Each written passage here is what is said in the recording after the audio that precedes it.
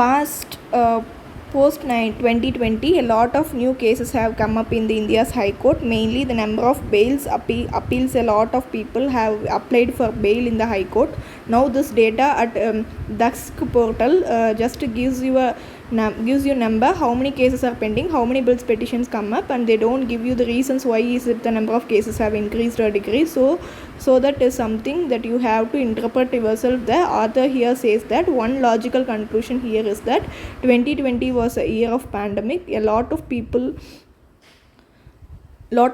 because of they are not adhering to the order of the government. Remember the lockdown restrictions, when we had lockdown restrictions, a lot of people had it very hard to sit at home. They just left home and just to see what is happening all around. They went on long drives even when it was not allowed. Many people were just running away from police. Where we were not sitting at the home. So many people were booked for lockdown violations. That is why, as per author, again this is an assumption that that is why a lot more number of bail appeals were filed. Bail appeals went from around 3.2 lakh to the 3.5 lakh each year before 2020s to over 4 lakhs after 2020. That is the difference that we see after the pandemic arrived. Again, this is an assumption that the author is making. This is not a government assumption.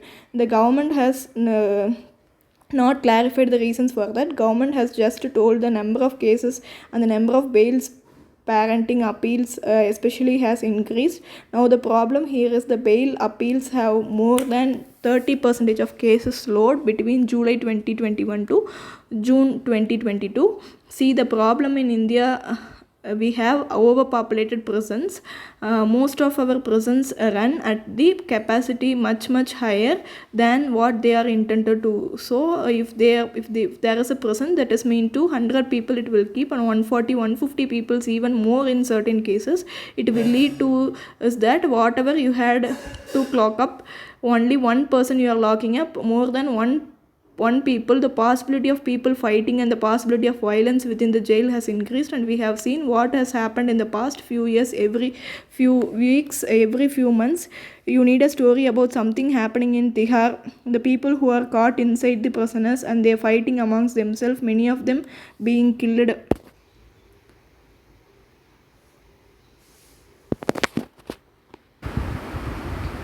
All of that is a result of overpopulation of prisons.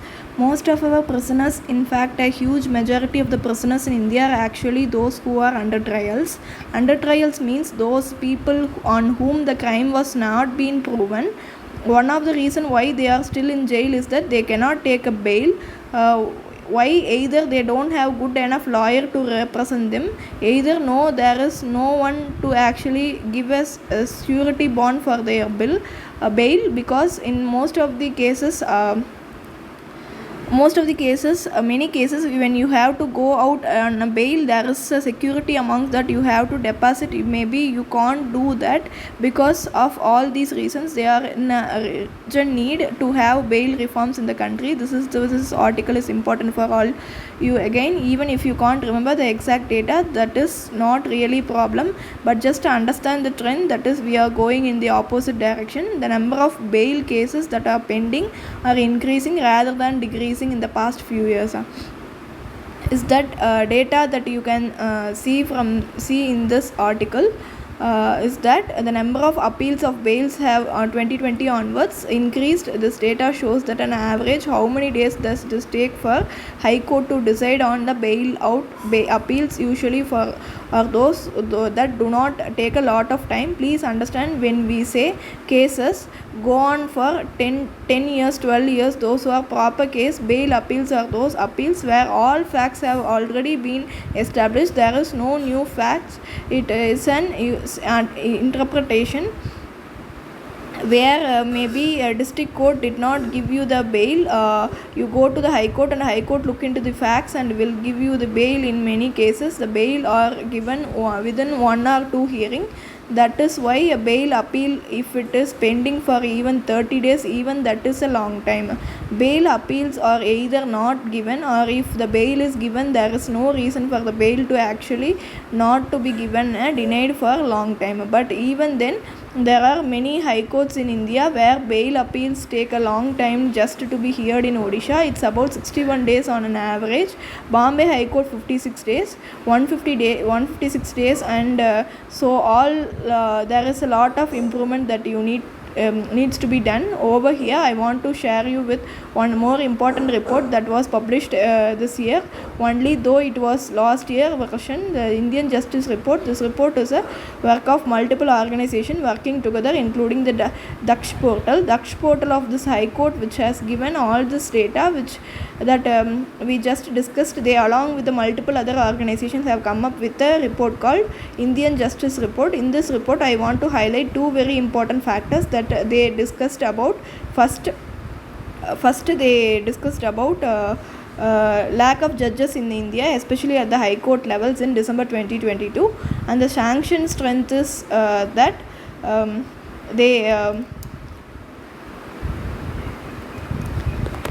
how many judges in high court in total they should be in India was 11,008, but the number of judges was 778, so about 30% shortage.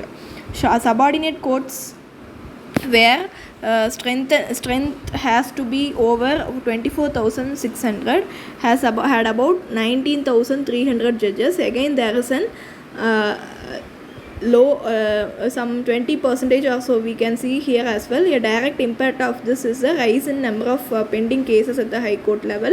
If you see, Uttar Pradesh has the highest average pendency, where one case on average can take over 11 years. Now imagine cases where you go file a case in the court hoping to get justice today, tomorrow, after a few months you get the justice. After over 11 years, it's easy to say that it's better to get justice rather than injustice, even if it takes a long time. But the reality is just a delayed justice is justice denied. Most of the cases we have seen so many stories where decisions are given even after the person has died. The one strong way in which you can decrease the crime is the society is by getting an example that if you commit a crime you will be given a punishment immediately. When you put it that fear into the mind of the people, that is best way to stop people from continuing the crime. And these pendant numbers is obviously not happening in the lowest average high court pendency is in Tripura. Part of the reason is that they also have lesser number of cases. See, the number of cases being filed obviously depends upon the population. So when you have lesser number of cases, the pendant will be lower. When you have higher population, like in case, you will obviously have more pending cases. But the answer to that has to be long working hour, has to be lesser vacations. There obviously has to be more judges in the courts. Also, since the question for this article is based on the bails, we have discussed this earlier.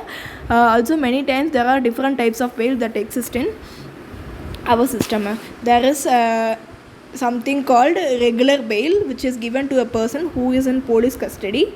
There is an interim bail is given for a short time.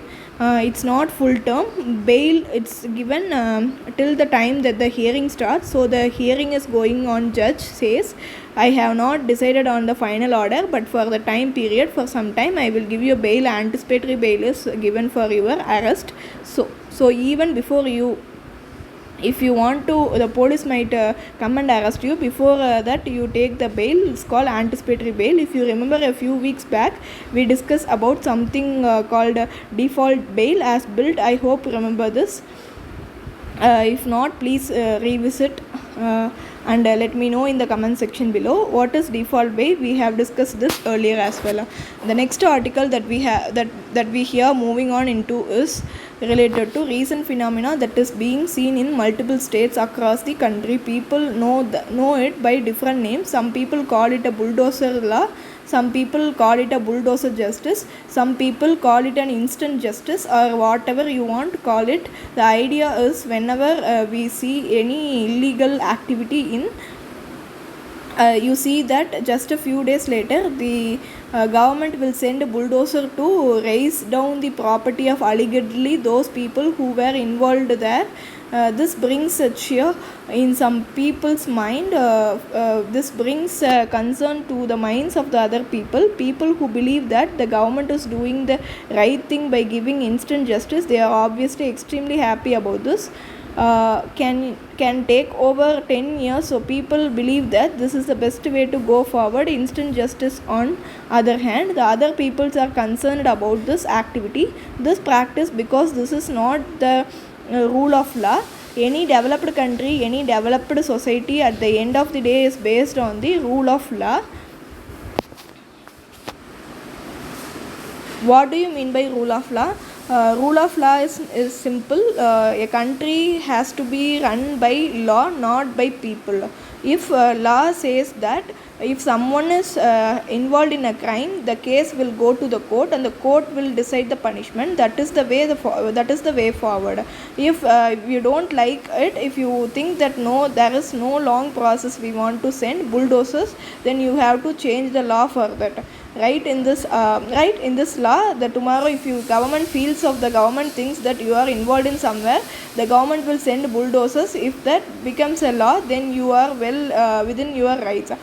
So go ahead and do this, but until becomes a law, when you randomly decide, that is not definition of rule of law.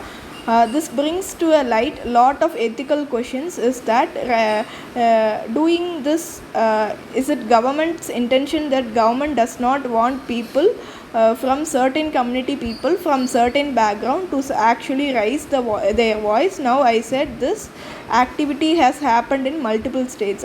It's not one single state. Now what is different this time is that for first time High Court has actually interfered.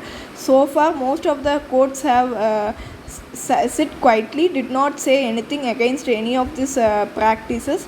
But now after the recent incidents in new district in Haryana, as you know, Haryana sent a certain bulldozer stories on property of people who were allegedly involved in Punjab, Haryana High Court interfered, saying that this should stop. The government cannot randomly send bulldozers wherever they want. If the government really believes that there is a certain property that is illegally built, then the law says you have to give certain number of days as a notice period to those who are occupying that property. You cannot overnightly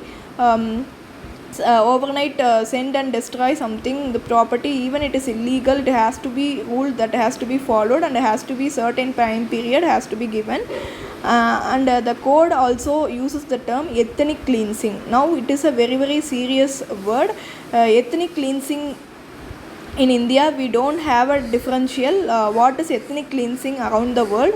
However, whenever there are issues, let us say civil war, whenever there are the issues of people being killed in large numbers, we refer to this term called ethnic cleansing. In simple terms, ethnic cleansing means attack on one single community, an attempt to make sure that one single community population either reduces or it actually gets over. Many times it is sponsored by the government in many of these countries where civil wars are happening. Many times it's not a single sponsor supported, but the government sits as a silent spectator. This question has been asked by the Punjab Haryana High Court, that is that not a form of ethnic cleansing? The code asks this question on government to respond now. As I said, ethnic cleansing is not something that has been defined in India anywhere, but it's a term that is used and time again wherever we have any religion or caste based rights. The High Court also said this demolition order was carried out without giving any notice period, and this is the violation of articles number 21. I'm sure all of you read how the Supreme Court has expanded the scope of article 21 over the decades. It includes a lot of things. Now now rights such as right to livelihood, it also include right to save travel, and even right to sleep, and as a part of the article 21. The code says that this is something that the government has not following in this case. The government should follow the rules of law. government should follow the rules of law. Difference between the two terms, rule of law and rule by law, just said, it's a simple idea that any country, any society has to work as per the law. If you don't like the law, then the change the law rather than just doing whatever you want. If you think that justice system or racial system in India takes a lot of time, it has a lot of pending cases, then change that system. Bring in reforms. Make sure that there are more judges that are involved rather than just randomly thinking that now I will decide that permission will be given by this manner, or I will give punishment to the people in some other way. That is what the rule of law is. On other hand, rule by law means happening right now. That is what the government is deciding randomly what should be the punishment given in what cases. That is what not how a deliberate society works in. As per the author, there are many high level ministers sitting at very very important positions who have openly supported these kind of activities. The suggestion is that the Election Commission of India should take note of those people who are making such statements. This cannot be a remedy in form of making sure that there is an instant justice that is delivered in the form of instant justice. You cannot target one specific set of people, because again, if you thought that the property was illegal, first you could take an action before. Secondly, if you still want to take action, there is again a set of rules for that. Either change the law or make sure the law says that as soon as any property is found to be illegal will be destroyed, that right away. It's fine. As long as it is not a law, you have to follow what the rule of law is. In 2019 achieved as of India's famously said justice must never take the form of revenge, but that is what happening now. Finally, at least one high court has spoken up against this. Well, we have to see whether this becomes a trend in other high court also. Speak up against this. Now this practice again, as I said earlier, I repeat this, if it finds many supporters, many people still cheers what is happening in different states in the form of instant justice or bulldozer justice or incident encounters, etc. However, there is lot of ethical concern attached to this. This is a violation of due process of law. What is due process of law means? Law that has been established, you have to ensure that the law is followed. Any delivered society is run by written law or not by random people, because if you want people in power to randomly decide, you are going to ancient era where the rulers, the kings used to have all the powers, where the king used to decide, oh, I will cut down the arms, I will cut down the legs, because that was not the rule of law. You don't want to go back to the era. Infringement of right, as it's discussed in article 21, has been infringed. Lack of transparency, on what basis a decision being taken, and decisions on the basis of the facts, randomly deciding which property to destroy and the property not to destroy. This is a potential for misuse of power, as it is being alleged by many people, and there are loss of public trust as well, because again, public or people trust the government because they know the government is done as per the law. But once you have the feeling that the laws are not being followed, the government is deciding randomly who to punish and who not to punish, that leads to lack of trust in the government as well. Next important news is coming from the defense ministry. India as a whole, defense ministry specifically, over the past few decades has been facing a lot of cyber threats. Now cyber threats depend upon lot of things. It depends on kind of machines that you are using, the kind of internet connection that you have. It also depends on the kind of operating system that you are have in your machines. So those who are similar with using laptops, mobile phones, you would know that it is usually considered that if you compare, let's say Windows with iOS is an operating system the Apple uses. It is considered as Windows is not as safe as iOS, that is Apple's operating system, because Windows, in the name of allowing easier access, in the name of allowing the user applicability, it allows the connection to be formed from multiple places. That is why when you see any Apple ad, if you notice, they sell their products based on the considered our devices are much more secure, your data is much more private when you use Apple platform. Similar to the cases of what Apple is doing, the government has also realized that using Microsoft Windows may not be the best way forward. In order to secure our systems, we have our own operating system. That is what happened. So India, especially a defense ministry, is now ditching towards the Windows, switching to a new operating system called Maya operating system. It's indigenously built operating system by India itself. It's not based on Windows, it's based on Linux. It's based on the Linux. Linux is considered as the much more safe operating system.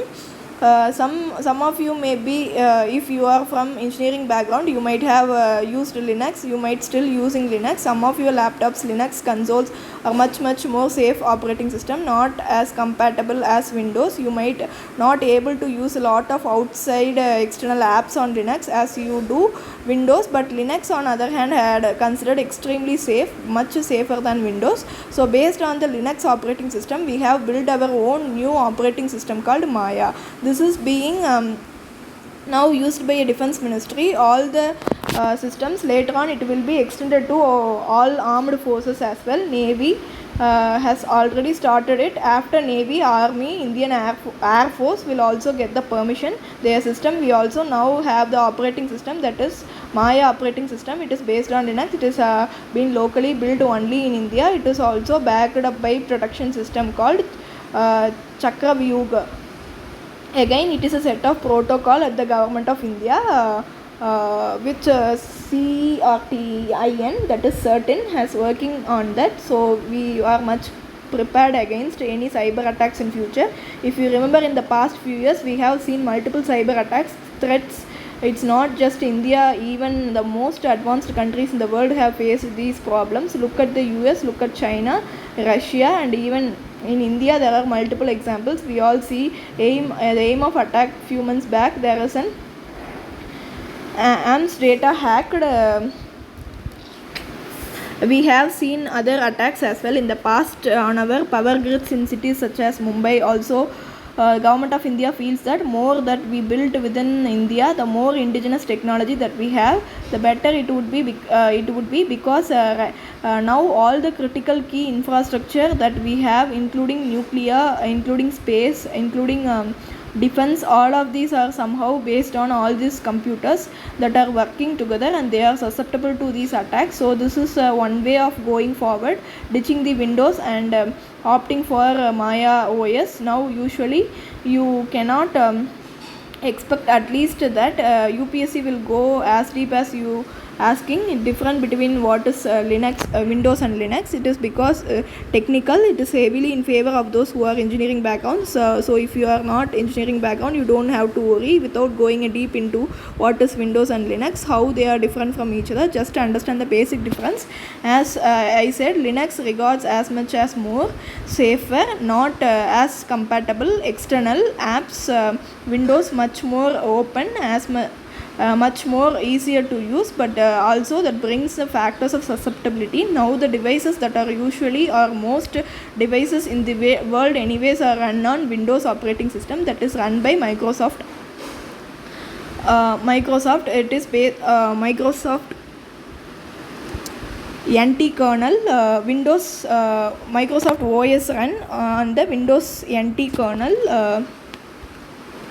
At the core of that operating system, it's a set of instructions that tells the operating system that what to do. For example, when you are starting the Windows, where you click, you will happen right click button, you heard left click, double click, what should happen, very single action that you are doing on the screen, that is added by the kernel. Now these kernel designs have been changing over the years to make sure your systems better. For example, we used to have the Windows XP, then we used to have Windows 2007, 2009, 10, etc. All these Windows are new version that come up, have an important and different kernel system, and the kernel system similarly for Apple, Mac, iOS is different. That is used on their own laptops, and kernel system is called XNU Ubuntu. That is Linux operating system that have a different kernel. So the main difference between how these operating system works is based on the kernel. that is the main unit based on which the operating system works. Again, if you are not familiar with these terminologies, you don't have to lose over your sleep over it. I don't think it's important for UPSC. It will not go deep into asking all these questions anyways. Let us come back now.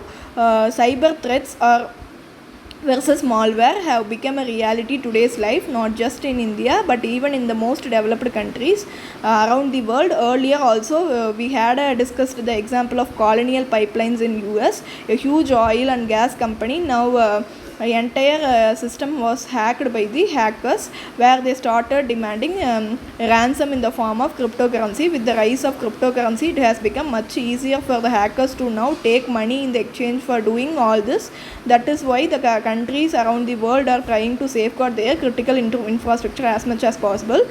India is now also doing the same. It's not just India, many countries around the world are trying to develop their own apps, especially the ones that are used by government. They are also trying to make sure that their own OS operate in the government systems over here. Let me give you small interesting homework. You have to tell me in the comment section, when the Prime Minister of India, for example, Prime Minister has an online meeting, they had the online SCO submit, or whenever they have an online meeting, do they all use Jio, Airtel, Vodafone like what we do, or we have different kind of network? Do they also use their own version of Zoom meeting or Skype meeting or WhatsApp call when they have want to have a video call? Do they all use the same network like what we have? Like do they have different version, or which means we don't have access to? Let me tell in the comment section. Actually identify what is this system all about, what is that used for. It is same, it is open to public or not at the global level. There are many initiatives taken for cyber security purposes. For example, one of them famous is called Budapest Convention on Cyber Crime. India is not, it is started in it is not signatory to India. India is not a signatory. It started in 2004 about the countries coming together and sharing the information about hackers, about these kind of problems, sharing investigating techniques, increasing cooperation, helping each other. If the countries find out something new, if you also have the internet governance forum, again at the international level, many countries that form this forum where internet governance debates are happening, and what kind of rights to be given to the people. Should the people be given the entire freedom on the net or not? General Assembly of UN has also passed certain reforms, hoping that countries around the world would work together to ensure there is a free exchange of information in the terms of cyber crimes. Next, moving on into the prelims articles, couple of important news that are first one is coming in front page of the Hindu newspaper, says that 14 states have still not joined the PM Usha, USA program. Now, what exactly is this? How does it work? Let us see. Simple idea is 14 states and union territories have not joined this PM Usha USHA program that is done by the Union Education Minister. What is this program is called Pradhan Mantri Shiksha Abhiyan. In simple terms, the government of India wants to improve higher education in states across the country, for which government of India will give additional budget for improving the infrastructure of the colleges and universities.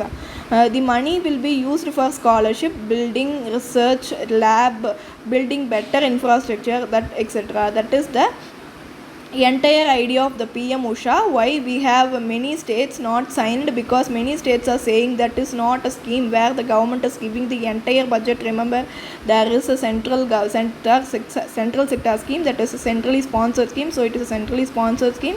The government of India, central government, is not giving 100% budget. The government of India will only give 60% budget, and they expect the states to give the another remaining 40%. This is where the problem starts. The state says we don't have money, you are anyways not giving enough money from GST, whatever promises you have made earlier, you did not fulfill that because of the pandemic. Now how can you expect us to actually spend more money? Not just this central government, also wants the state government to sign the MOU saying that they will implement the national education policy. As you know, national education policy, I bought a lot of new changes. Central government wants Australia to implement that. States are not doing that as well. Why? Because even for national education policy, the government is giving no new budget. The central government just wants us to be implemented, but without any extra funds to be given. This is why both of us these things are struck. Number one, the PM Usha scheme is stuck. Why? Because the state government says that we can't provide 40% budget. If you really want to implement, you really want higher education. If you want to give 100% budget. Second, the government want a state to sign the MOUs to implement the national education policy. They are not doing as well, because no extra budget has been provided for that as well. Central government says that new education policy will change the education landscape of India, but the state government says that we need more money. For that we need more infrastructure. Only then we could be able to give a push to vocational training. We would be able to give a push to research, etc., which is mandated in the national education policy. This is why it is stuck in between the two. As far as the PM Usha scheme is concerned, if you remember earlier, the government used to have a similar schemes called RUSA scheme, that is Rashtriya Uchatar Shiksha Abhiyan. It's just a remaining of that. The UGC is implementing that. That is the University Grants Commission have been trying to talk to the states on one-on-one basis, trying to see the states to agree to do this some flexibility or not, talking to the states whether they can implement some features. If not all of them, how much money do they need from, and they can get the budget requirement, etc. But the politics of the country is so divided that if you look at the list of the 14 state union territories that have not implemented this, most of these, in fact all of these, are ones that are non-BJP states. So it's not just about the budget. Apart from the budget, also there are many states who don't implement the center's government scheme, because it's mostly about who will be implement our own scheme. It's our subject, it's our concurrent list subject. So we will decide how the education will work. We will not implement your scheme. That becomes a problem. I will give you another example. All of you know that the Ayushman Bharat, the people would be able to given the medical insurance by the government. Many states did not implement the Ayushman Bharat. That is why, because West Bengal did not implement it. Why they said no, we have our own scheme, we have different parties and the center, and it does not become a problem with the central government. We don't want to implement the scheme that are run or unadvised by the central government. That is what happening here as well. A bit of detail about the PM Usha scheme. It aims to work with 300 state universities and colleges. Again, the focus is only on higher education, not on school education.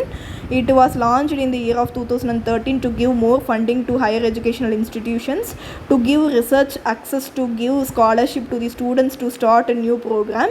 The idea is to bring the India's higher education system at par with the global level, because whenever you look at the global ranking, most of our university colleges don't feature. They are just a handful of those. It is indication that our education system, especially higher education system, needs a push. This is what the government is trying to do. Let us see the next article in the next video. Thanks for watching.